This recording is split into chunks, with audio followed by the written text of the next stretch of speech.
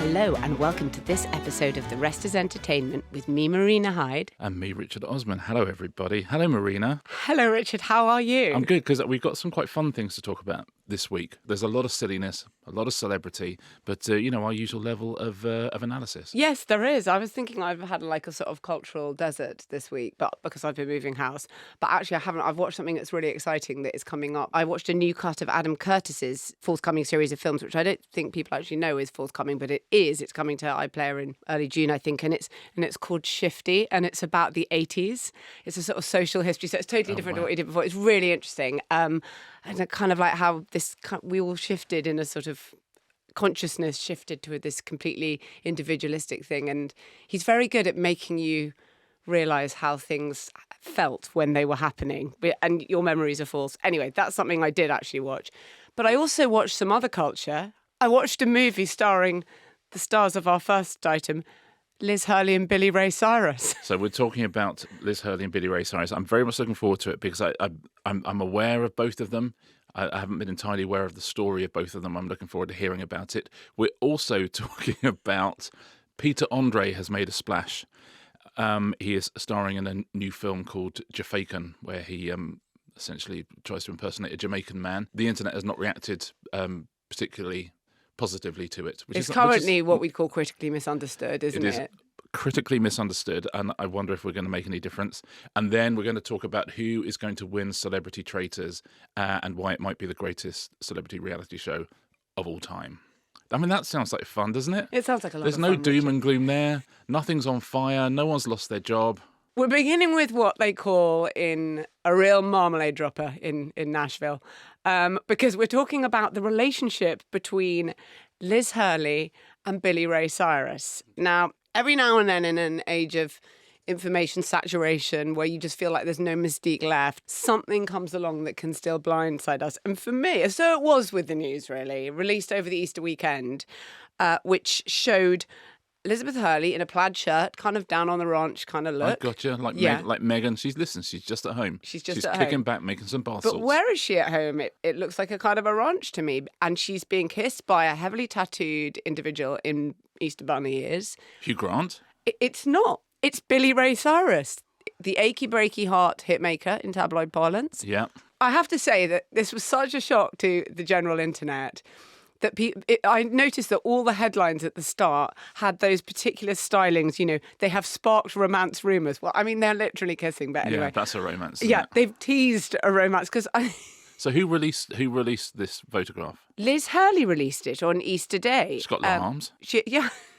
She did. But we now know this relationship, as I say, this kind of like surprise relationship, is actually true. And Billy Ray's gone on a podcast, not his family's podcast, which we'll talk about the family and its factionalism later. Oh my God! He's the father, we should say, of Miley Cyrus and a number of other sort of gothically, absurdly named children. Is in some ways a kind of bit of a tabloid story himself. Anyway, he is now with Liz Hurley. And we know this is true because he went on a podcast last week and he gave an interview saying there was a point, he doesn't say when, a while ago, where he was thinking, wow, can life get any harder? Can it get any tougher?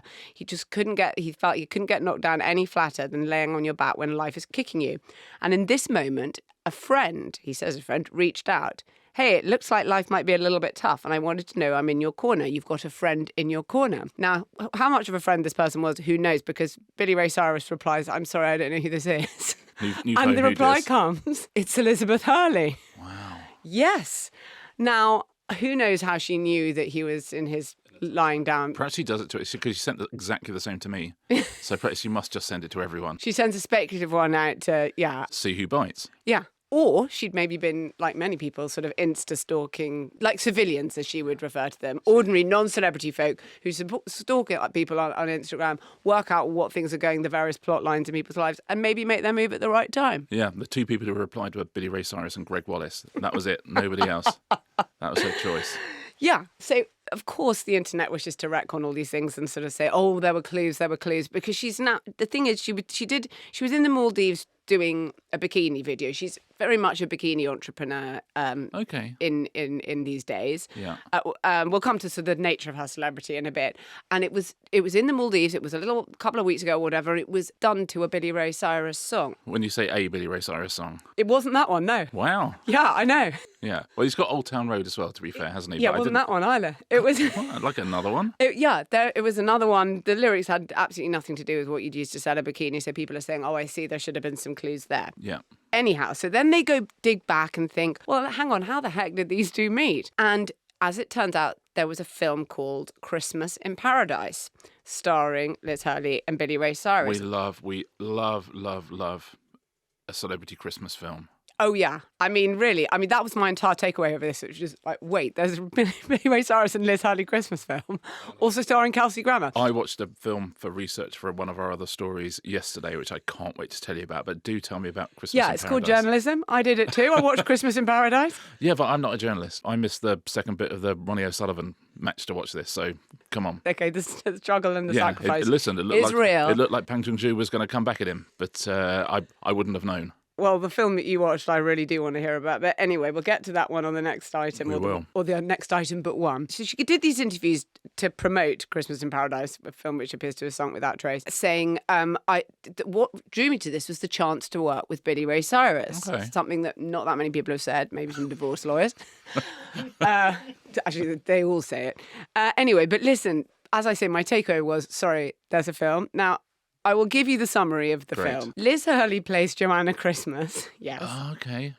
Now, her Christmas is torpedoed, really, when her and her sisters find that their father's not returning messages. He's been dumped. He's played by Kelsey Grammer, by the way.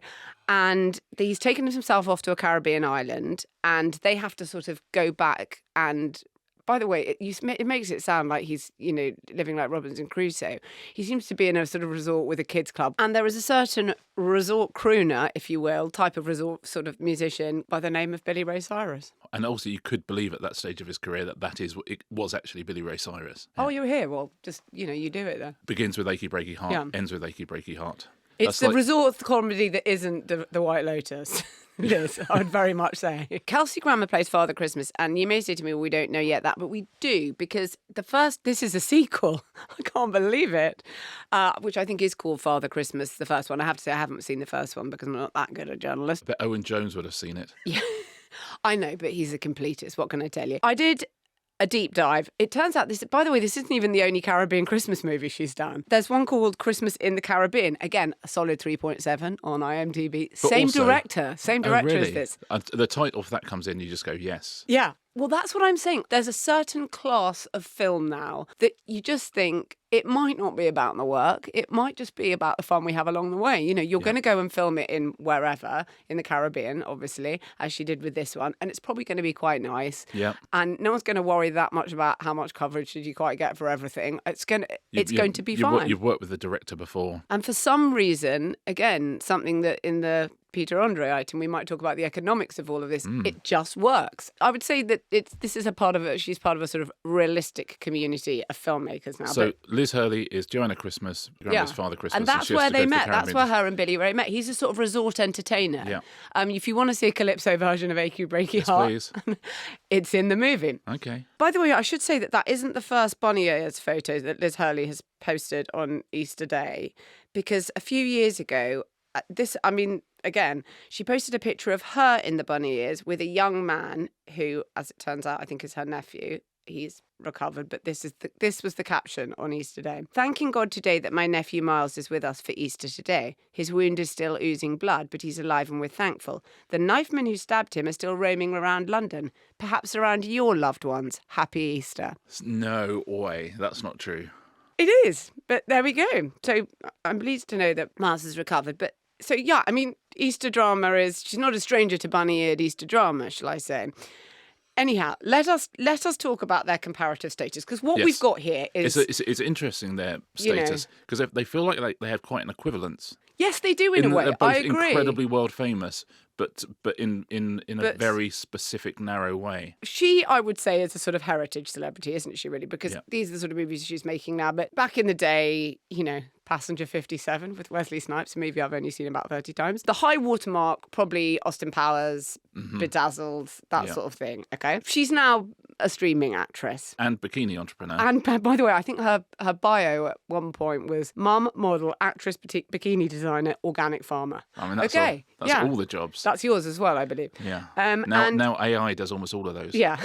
Yeah, and she obviously has had famous left field romances. She was with Shane Warne. Hugh Grant she was with, right? Hugh Grant she was That's with. good. And then she married a guy called Arun Nair. Anyway, a sort of business tycoon, I think he was always described as. She briefly went out with the Scotland international Craig Burley, yeah, didn't she? But they didn't get married because she'd been Liz Hurley Burley. It's been a picaresque romantic career, shall we say. Cinematically, I would say there have been a lot of movies, these crazy movies, that get sort of announced and then and the whole cast list is announced and then I guess the funding falls apart at the last minute. There was one that was called High Midnight, which I'm just going to read you the synopsis. A broken down sheriff is forced to join forces with an obsessed Victorian vampire hunter to defeat an undead force consuming a small frontier town in 1892, New Mexico. Yes, please. So there's a lot of twists. That one never happened. An episode I really remember is when she went to Chechnya to make a film with Gerard Depardieu. She played his sort of Russian old flame. What a life.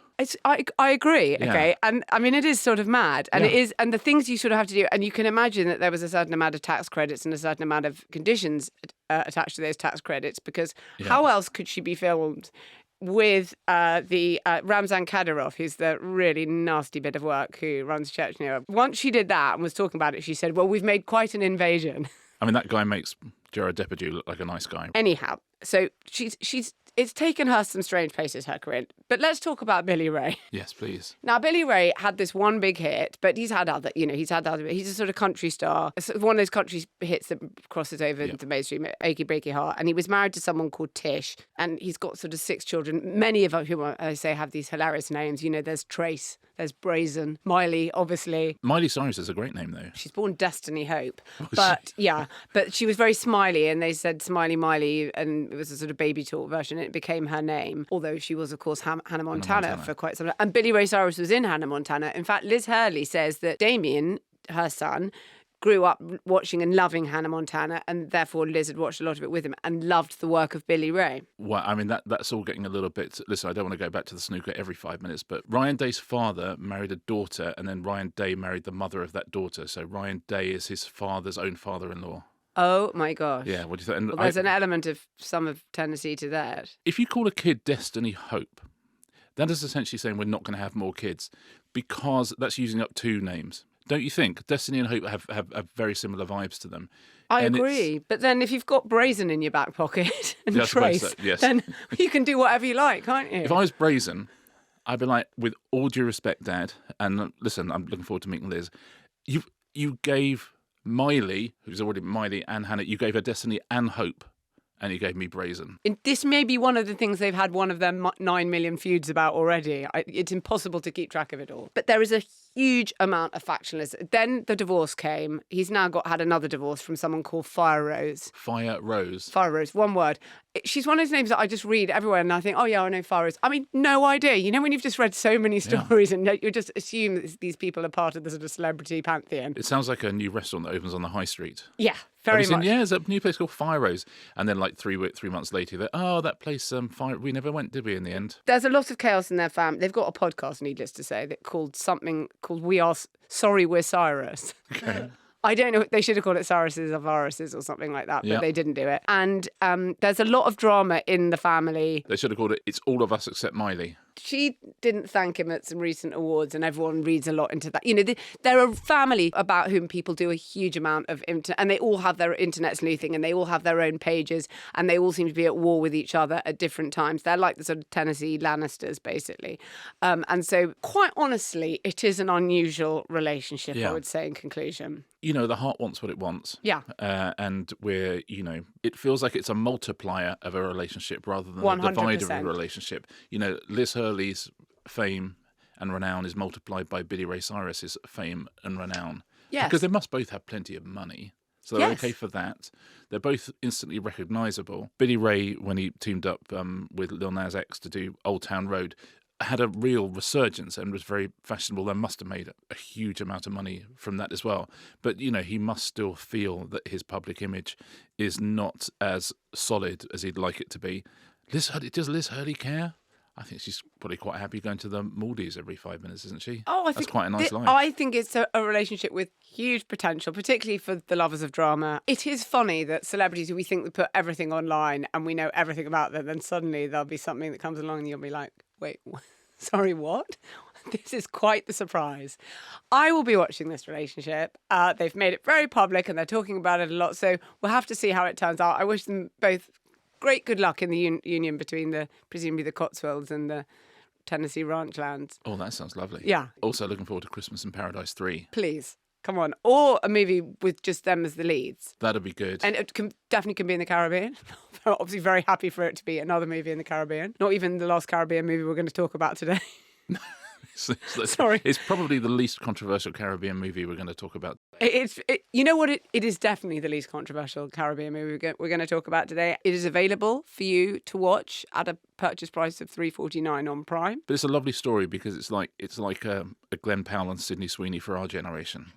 No, it's way more like of a surprise than that. Well, I mean that would be quite a surprise in some ways. Are you surprised they got together? That feels absolutely natural. Well, now I know that there was the movie and there was a chance for them to meet. Yes, and Liz has very eclectic romantic taste. Partners. Yeah, but I couldn't predict you the next Celebrity Marmalade dropper. But this one's it, and I am 100% here for it. What do you think is the most unusual celebrity relationship? I always thought Madonna and Guy Ritchie was quite an unusual one in a funny kind of. But again, it sort of makes sense retroactively. Yeah. But at the time, it's quite I mean, Liz unusual. and Shane was a big one for me. Yes.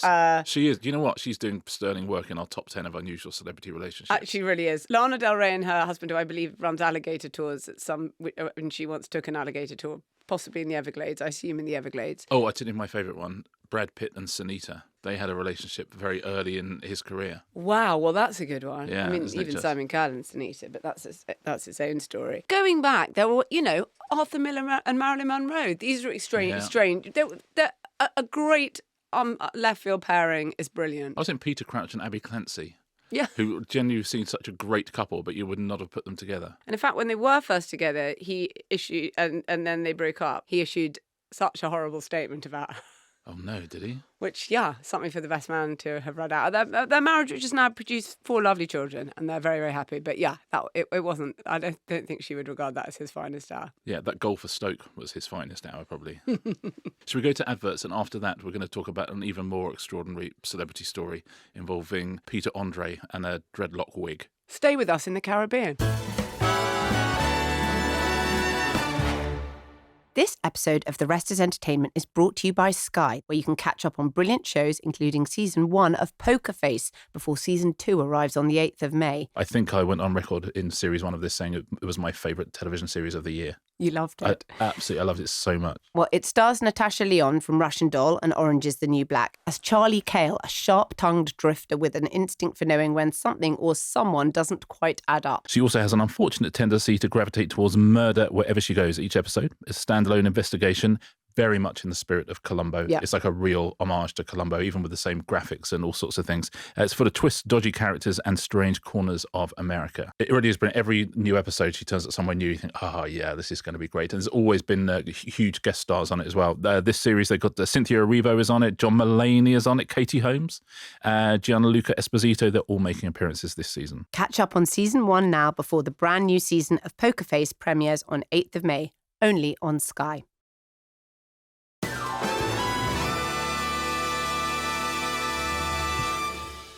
Welcome back, everybody. We've done Billy Ray Cyrus, we've done Liz Hurley. There is only one natural place to go. That is, of course, Peter Andre Marina. It's really one for cineasts this week, isn't it? It really is. It's like an audio version of Sight and Sound magazine. Yeah, exactly. If anything, a little bit more highbrow, Yeah, I'd like to think. A little bit more highbrow. This story sort of broke a bit more than a week ago. A trailer for Peter Andre's new film. And if you're thinking, I didn't know he was an actor, then that's not even the weirdest thing about this, because the film is a comedy crime caper called Jafaican. To summarise the plot, Peter Andre is a low-level gangster. Gary Buckle is his name, and often in financial trouble. His nan, lovely, beautiful woman, is in a care home and needs £35,000 to continue her care. This is the film the Thursday Murder Club could have been. Should have been. So she needs £35,000. So Peter Andre, because he has a heart of absolute gold, even though he's a criminal. Yeah. Not Peter Andre. Gary Buckle has a heart of gold. Peter Andre is not a criminal. He has to find £35,000 from somewhere. He essentially... He meets a man who tells him that he looks exactly like his dad. Imprisoned dad, who turns out to be a Jamaican gangster. So, Peter Andre then hatches a plot to pretend to be this imprisoned Jamaican gangster in order to go to Jamaica make money. And get back his ill-gotten gains from some other Jamaican gangsters. Exactly that. And all he has to do, and this is, again, if you ever want to know what an elevator pitch is, this is all it is. All he has to do is to convincingly pretend to be Jamaican, sound Jamaican, act Jamaican, whatever that is. He has to be convincingly Jamaican. And our film, sort of like an Eliza Doolittle for the Caribbean, where he has to... that's kind. It's Peter Andre in a Rasta wig doing a sort of patois. Now, this is a film I wish I could have bought you an executive producer credit on. I would have... and by the way... How did Richard get cancelled? I'll come to that in a minute. On my exec producer credit? No, I wish I know that on the whole financing of something like this, because I think that's interesting. But we should say, okay, it is by a black writer-director called Freddy Krueger Nwaka, who is a former bodyguard. I possibly has some claim to having been involved in some way with the Wu-Tang Clan. Was he? Yeah. I don't know. I mean, it's one of those things that a lot of people claim to have invented the hovercraft. I think quite a lot of people, when you've got a collective of simply of that size, you're able to sort of say, but who knows, perhaps. So Freddie Nwaka is the sort of Sir Christopher Cockerell of the Wu-Tang Clan. Yeah. Yes. Okay. That's one for hovercraft enthusiasts there. And they have shot on location in Jamaica. It's supposed in a bit more than a week to be having its world premiere at something called the Gold Coast Film Festival in Australia. But it's fair to say Richard has not met with universal delight, the trailer. Yes, Peter Andre on social media tweeted out that... Do you still tweet things out? You probably don't. He TikToked out the trailer... to what he hoped would be great acclaim. It did not go down well, the idea of Peter Andre pretending to be Jamaican in a comedy crime caper. We should say it's not literally blackface, but it sort of is in another way, in the sense that, if you're wearing a wig, a Rasta wig and doing a patois, but there isn't actually, as far as I can work out, any makeup involved. But other than that, it certainly teeters on a form of blackface. And there's lots of black creatives have written to various people saying, they've written open public letters saying they're not thrilled about it. Yeah. The director he's got. Can you just tell us about his earlier film? He's done a number of films, Freddie Nwaka, and they're all quite high concept. I'll give him that. There's one about a team of bank robbers who hide out in a haunted house and essentially get haunted. That's quite a fun caper. Again, quite a fun. He's a good paragraph picture, this guy. And then his most recent one was called, which is the one I've seen, which is called On the Other Foot, and it's about a racist man who overnight becomes black and sees the error of his ways. It's essentially sort of an EDL member who goes to all the meetings but done as a comedy. Oh, very broad comedy. Although, it's got a social heart. He goes to the dentist and he won't have an Asian dentist. His daughter brings home a black boyfriend and he literally faints. By the way, in the dentist scene, the guy just says, they'll just, I'm just going to inject you. It'll just be a little prick. And he goes, who are you calling a little prick? I think, oh, okay. That's all right. That can still work as a joke, can it? Okay, very good. Okay, that's fun. So I watched the whole of this film. It's fairly extraordinary. Can I tell you who's in that film, by the way? Because on this whole Jafaican thing, the one thing Peter Andre says is, I'm delighted to be making my movie debut. And I tell you now, Jafaican is not his movie debut. I can tell you as well, because I had a little look at something else, and I wonder, but he's in this, is he? He's in this. He is in On the Other Foot, Peter Andre, as is Junior Andre, his son. Peter Andre in this plays a member of the EDL. So he's in this... What can't he do? What cannot he do? What can't he do? That's the range of it. Yeah. He's not getting typecast, which I love. Okay, so I wouldn't watch this film. I would say that. It's not something you need to spend 90 minutes on. What I will say is a number of things about Freddie Nwaka. It's really hard to get a movie made, and I'm fascinated to know how he got these movies. And he's had a whole load of them made with a majority black cast. Yeah. With, he's getting stuff done and he's getting stuff made.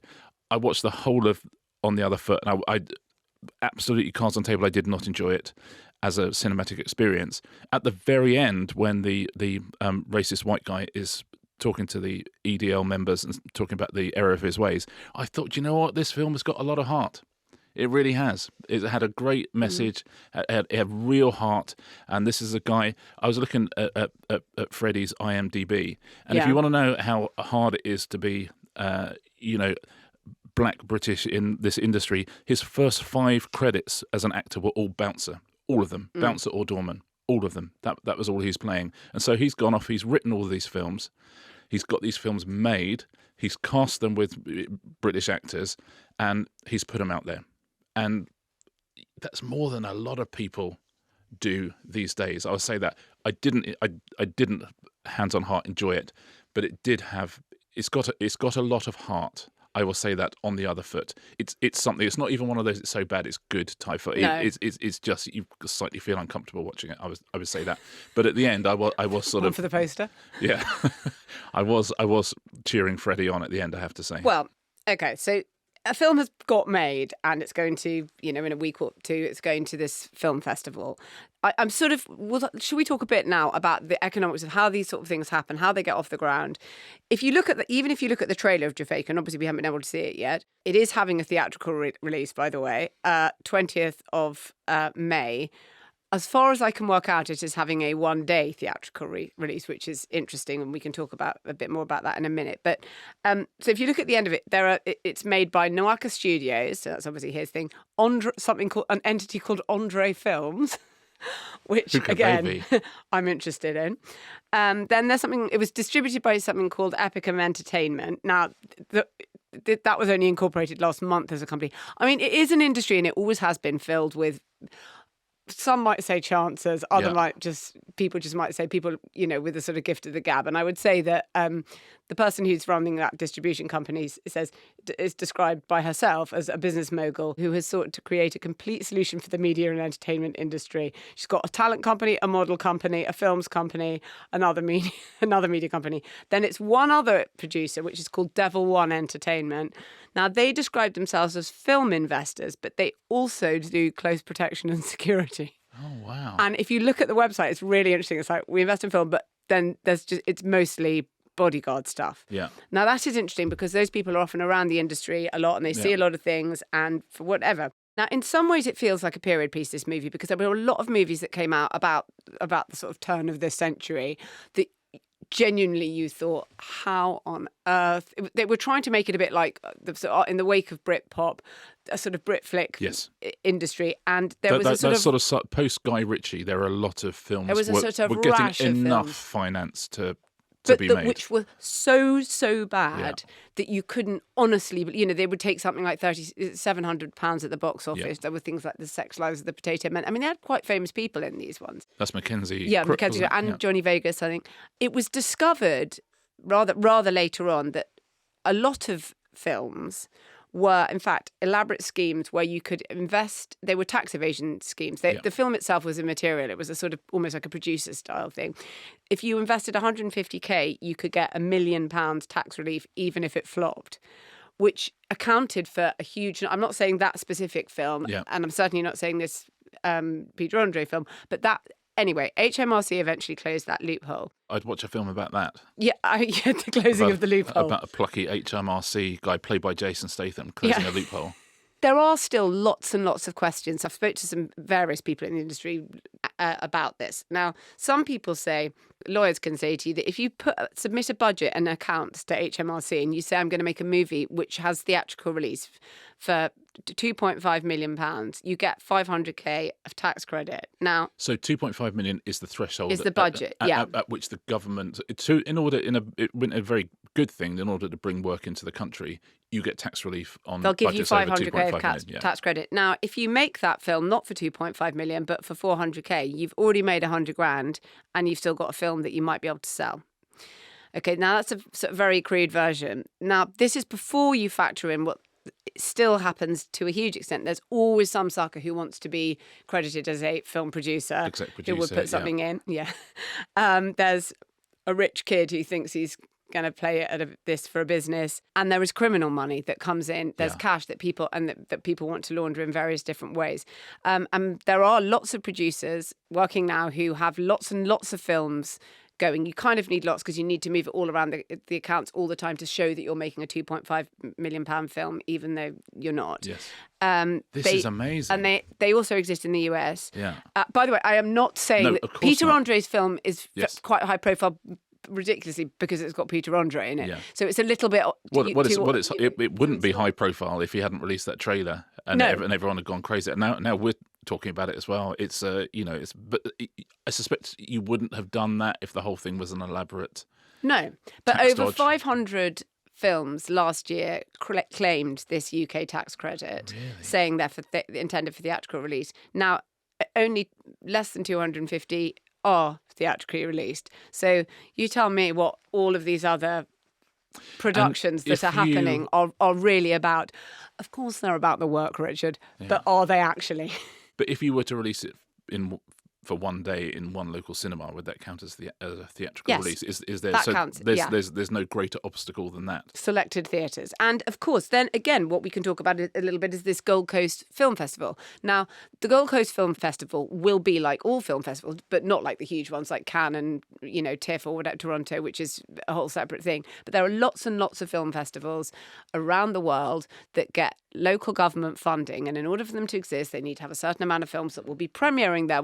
So it's this whole sort of ecosystem, and they need to have a certain amount of awards that they will give out. There are definitely prizes for all. At some of those smaller. Oh my goodness! Some of the prizes you can get at the Gold Coast Film Festival are like Best Australian Independent Film, Queensland Screenwriting Award, the Best Australian Web Series, Best International Web Series. There are a huge number of awards just at that one film festival that you've never heard of. Sorry, unless you're running it. Also, again, I'm not saying this about the Gold Coast Festival, but a lot of the film festivals are money-making things, which is you pay to enter, you pay to be considered in this category, you pay to be considered in that category. You pay to go to the ceremony. You pay to get your award. There are recipients of arts funding, as I say, for the fact of their existence. Yeah. If you see a very unusual film you've never heard of, and it's got like 8 of those kind of laurel wreaths, and you look at the names of the really places, close up to the poster, and just go, oh, that's interesting, and look at the places that gave those awards. And then I've done this so many times, so I love it. And then you go to the website of those award ceremonies, and it's just brilliant. It's just, you just think, my God, this is a grift. It's an incredible. The whole awards culture in general is such a huge subject, and the way that it is all run as businesses, and it's just this entirely, as I say, it's a separate sort of ecosystem that doesn't really relate to anything at all. And that's not just, everyone will have those in their industry and just think, why do we even, why do we have these? But it's a whole business anyhow. But yes, I'm interested that he says Peter Andre. This is his film debut because he's also in something called Sun, Rosé and Romance, which is a movie also starring Caprice. Again, really? You've never heard of this thing, okay? No. So how do these things make money? Anyway, he's in something called Members Club, which is about an aging male stripper troupe. He plays Adonis. Members Club? Yeah. Now, so it's not his film. He's done lots and lots of these films, and lots of these films exist that you have never heard of. I've never heard. No one's ever heard of. Because you get extreme examples of this sometimes. There was a film a while ago, 5 guys were jailed for it, called Landscape of Lies, which was to star the loose woman Andrea McLean. And it was like a 2.8 Landscape of Lies. Landscape of Lies. Come on, guys, that's hiding in plain sight, isn't it? And that was like a 2.8 million VAT fraud and tax fraud, and they shot sort of 7 minutes of this thing, but it was supposed to be a huge Hollywood blockbuster. So occasionally, this industry does sort of poke its nose above the parapet, but by and large, it doesn't. By and large, it's very hard to prove. It's very hard to prove. And Jafaican, by the way, we're not putting in this category at all. It's just led us to talk about these low budget films. Jafaican, I'm sure, is above board. I've worked with Peter Andre. I liked him very, very much, and I wish him nothing but well. But it leads you down a rabbit hole of a huge amount of British movies that are being made all the time that we never see, we never hear of again, that you can find in the darkest corners of Amazon Prime. But given how hard it is to make a movie, there's this absolute cottage industry of unusually shot, unusually produced British films. What are the economics behind that? What is happening there? There is, yes, you're right. There's more than one way to ask the question, how the hell did this get made? Now, in the old days, there was a period, as we've talked about before, where you could make basically anything because you'd always get it back on DVD sales or DVD rentals or whatever, including very cheap sort of copies which you sold in the Far East or whatever it was. You could sort of make almost anything quite bad as a Brit flick work for that reason. And after that came Netflix and Amazon, and they needed to build up libraries of content. So you could sort of sell them. Obviously, the studios were selling them all their great stuff, but you could sell them any old rubbish, really, because they just needed bulk. But for the last 10 years or so, they haven't had to do that. So you can put it on Prime, your movie, and as I paid £3.49 for my Liz Hurley Christmas in Paradise. Well, I was on The Other Foot. Where did you watch that? I watched that on Amazon Prime, and I thought, listen, but I didn't have to pay for it. That was really? Free. Gosh, well, that, Yes. And that's quite something. Yes, isn't it? that is quite. But nobody finds those things. So about half of the films that are supposedly made for theatrical release in the UK every year, quite how the money has come in, how it's been used, but it's impossible. It's very, very difficult to prove. And as I should just to restate this, I'm definitely not saying this is the case with Peter Andre's movie, which, as I say, is a high-profile thing by dint of his involvement. It takes us down that rabbit hole. It is very interesting. I mean, it's a business to go into, isn't it? Let's just make a series. If Marina and I suddenly start making a series of movies with a budget of £2,500,001 and move to Golden Castles. You want a Golden? There you go, Golden Castles. Golden Castles, that was the one. That's our first film. Yeah. With Caprice Peter Crouch. And Peter Andre. and the Clancy's. Peter Crouch's Golden Castle. He's always like banging his head on the doorway. Well, anyway, it's an interesting thing, and we'll see how Jafaican does. It has, as I say, it has this one day of release, but yes, it's not his cinematic debut, contrary to what he suggested. It is very much not. And you know what? Playing that EDL member, I have to say about On the Other Foot, as well as it does have good heart. There's some really good actors just doing everything. They've given everything they've got in that movie. They really are. I mean, it is what it is. But there's, sometimes... Another one for the poster. I know, I just felt like sometimes when, it's hard to be cast in a movie and you've got these people who are clearly very good at what they're doing and they just, at the end of it, whether they just want to... Like, Ori Steiner is in it, the comic, who I really love. But at the end, do you want to show your family? I don't know. It's interesting. I mean, I spoke to various people in the industry about this and they were saying, having looked at that trailer, you can't tell everything, of course, from a trailer for Jafaican. Yeah. Maybe it cost $500,000. Yeah, but you can tell it doesn't. They haven't got lots of cameras. The editing is interesting. Yeah. And it's sort of like a student film that has just been stretched to an hour 38 or whatever it is. But anyway, it's an interesting world and it is an interesting entire subculture, an ecosystem of films, film festivals and things that exist that you have never heard of. And so I didn't even know that Caprice was a movie actress, but, I'm learning everything, aren't I? Yeah, and thank you to Peter Andre for dressing up in Rastafarian clothes to draw attention to this particular corner of the British film industry. Thank you for your service, Peter. Shall we finish by talking about Celebrity Traitors? Please let's. Now, I keep reading that the official list of participants has been released. It has not. There are lists out there, which I don't think are a million miles off the truth, but the official list is not yet to be announced. And there are people who are going to be in this who are not on the lists I've seen as well. Is Bob Mortimer going to be on it? I cannot say. I can neither confirm nor deny who's going to be in it, who's not going to be in it. I'm not going to be in it. I'll tell you that's all I'm allowed to say. And even that... But it's been quite leaky. Super leaky. Which is worrying for them, I would say, for the producers, because it's obviously a long time between filming and transmission, which I think will be in early autumn, won't it? They haven't announced it. You would assume that the regular Traitors will be in its usual slot in January, so you would have thought it would be late September, early October, something like that. They're filming as we speak. Should we work out who's going to win it? Yes, please. That's all I wanted. I've And got also some thoughts, announcing some of the names. So if you haven't seen these names, as I say, there will be others. Some of the biggest names: Stephen Fry is in there, Claire Balding is in there, Jonathan Ross is in there. I can't see Alan Carr. the big names, the big personalities. But can I just say, before we even go any further, yes, this is the ultimate prestige show. It's a great lineup. You couldn't get this. This is reality TV, as I said before when we were talking about it, back near Christmas.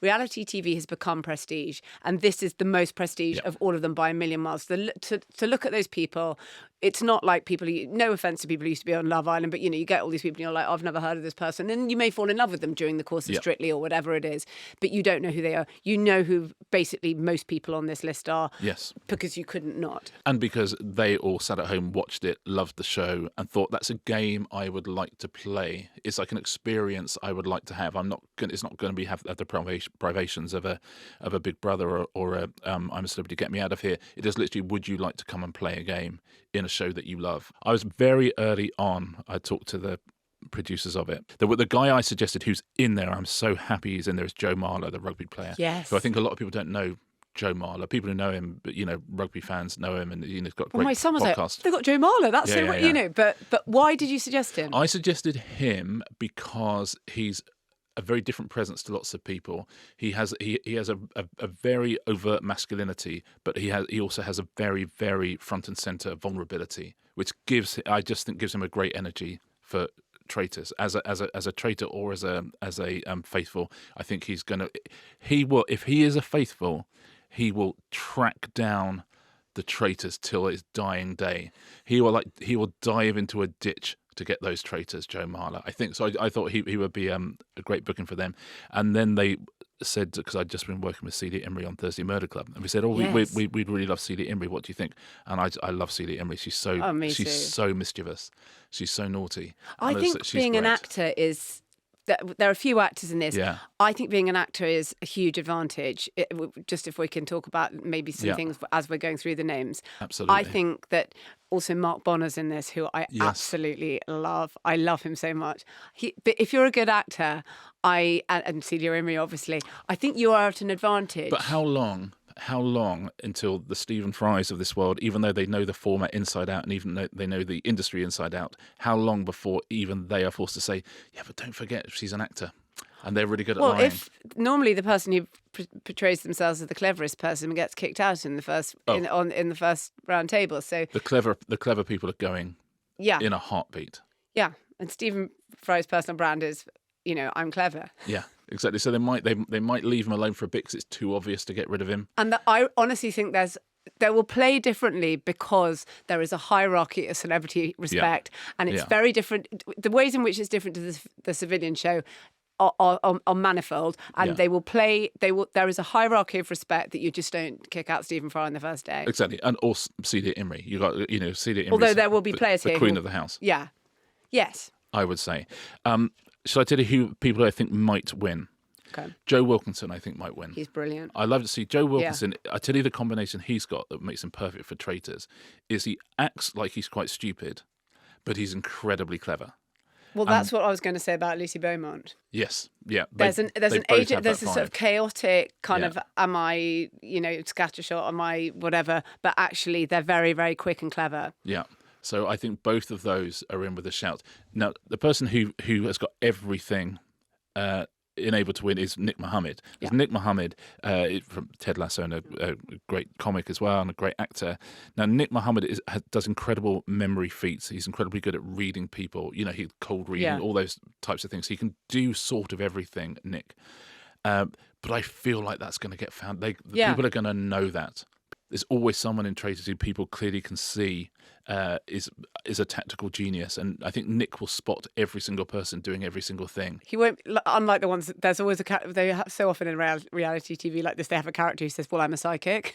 Yes, who's wrong about everything. Yeah. This is the actual sort of more scientific version of that, which I think is, I think that's you're right. I mean, no one here can pretend to be Welsh. Because that's part of the thing. We all know. People know who people are. Everyone knows who everyone is. And if they don't, they will have, tried to find out before their phone was snatched from them. Yeah. We've got Paloma Faith, we've got Tom Daley. Again, these are sort of wild cards, I would say. Tom Daley is Definitely a wild card. They could stay until late, though. Yeah, because you just, you just sort of go under the radar. We know how to win traitors. Nico Omilana is our YouTuber. He ran for London Mayor and he got more votes than Lawrence Fox. Yeah, he did quite well. Yeah, he got 50,000 votes. I think he got his deposit back. So he'll be interesting. David Olusoga. Yes. One of our goalhanger stablemates. Historian, yes. That will be interesting. Yes. Because, again, a super, super bright guy and will be respected by everybody. Yeah. He said, yeah, I mean, listen, you never know. He could do it. I think that Joe Wilkinson or Lucy Beaumont will win it. That's my opinion. But I think there's people here that people will fall in love with as well. But great bookings. I mean, genuinely. It's so okay. First, I will say that yes, it's obviously the bookings are incredible, and if they are and if there are even more people we don't yet know about. In terms of how their celebrity will affect the gameplay, I think that is interesting. This is not their primary career. I think people love this show so much, and I was actually talking to someone pretty high up in this business who said, I think that many of them have made a mistake and they don't realise how exposing it is, how you can go to pieces because it is, you see them every year, the same thing happens and they have to remind themselves it's a game, but it's so intense and it's such a sort of sealed experience. You're sort of together 17 hours a day. I mean, I think there are many people on this list, who I won't name, that I think could go to pieces, and I think it would be, and also could. Obviously, I don't think they're going to destroy their careers, and they'll be kindly edited and what have you. But they could undermine their public persona to a significant extent. I think it'd be really interesting. It's such a siren call, this format, because people absolutely love it and they think, oh, it's fun, I could do it. As you say, I'm in the cast. But I do think that some of them should have feared more to tread, and I think it's really interesting, and it'll be interesting because of that. I do think that if you're an actor, it helps you. I definitely think it's an actor. I think if you're a comic, it really helps you because you can, we've even seen with politics. If you're funny, you can, any line of questioning, you can deflect. If you're funny, you can take the heat off in a conversation by saying something funny and everybody laughing. I think being a comic might be more useful than being an actor. But being one of those sort of your primary career being something like, I don't know, Jonathan Ross, where you're a person who often deals with lots of different personalities. Yeah. You can see him getting quite quickly into some sort of fatherish role. Yeah. And there are certain people knowing what you are in a way much quicker than might happen. Although it obviously goes at quite a pace in the civilian version. And some people have said, "Oh, I wish they wouldn't do a celebrity version," which I absolutely get. I think this is one of the few shows that really, really, really will benefit from having a celebrity version because it will be very different. It will be a different version of the game. Completely. And it'll be a different version of the game because a lot of these people really, really know each other. A lot of these people are genuine friends and have worked together. Jonathan Ross and Alan Carr have worked together a million times. Joe Wilkinson and Lucy have worked together a million times. Lots of people really know each other, and it gives a completely different flavour and a completely different vibe to the show. We know what the show is. We know how it works. We know the different stages of it, and we know the early kind of sparring bits that don't matter quite so much, and people just putting themselves in position. But when people already know each other, and as you say, when there is an obvious status from the second you go in, it just makes it a different game. As you say, it is a siren call. I was deeply tempted to do it more than any other show, but I wouldn't enjoy it if I wasn't a traitor. I don't think. As a producer, I'd be aware that half the show was going on. And I was asked on the Irish one, and my children were like, they literally couldn't understand why. They couldn't believe anyone would say no. And I said, oh, no, I mean, my anxiety dream is that I'm on reality TV. But just I think it's very, very exposing. For the sake of the podcast, you should have done it. Well, so should you. Yeah, listen, I do all sorts of TV for the sake of the podcast. Oh, my God, you lift us up. And I thank you for that service every week. But I was very, very, very tempted to do it. And I genuinely think it's going to be great. I really think it's going to be a great show. I think it's going to be fascinating. I think you're absolutely right that everyone thinks they can probably handle it. But once you're in that situation, I suspect it might be very, very hard. And yet, if I had to, some great television moments, Richard, is all I'm saying. Yeah. I mean, it's going to be great. But yeah, if I had to put money on someone, it'd be either Joe or Lucy to win the whole thing. But the beauty of the traitors is you never know, and someone comes out of a clear blue sky to win it. But I'm genuinely again, But it's amazing we're talking about it in, April. Well, and that's it's not what I coming love. out that's what the show's become. It's so enormous that you're talking about just a relatively speculative cast list. But I think it's, It is. Listen, the final cast list is not a million miles from this. It really, really isn't. All the names have not yet been revealed. I will say that. But yeah, it's right in the middle of our popular culture, and it's great, and that's to be celebrated. I always think. And, Christmas in Paradise, Jafaican, Celebrity Traitors. I mean, what a rich culture we have. What a cultural web we have woven. We are this week. we are very, very lucky to live in these times. I'll say that. Any recommendations this week? Race Across the World. Sorry, I'm it's back. Talking of brilliant and in the middle of our culture. Absolutely.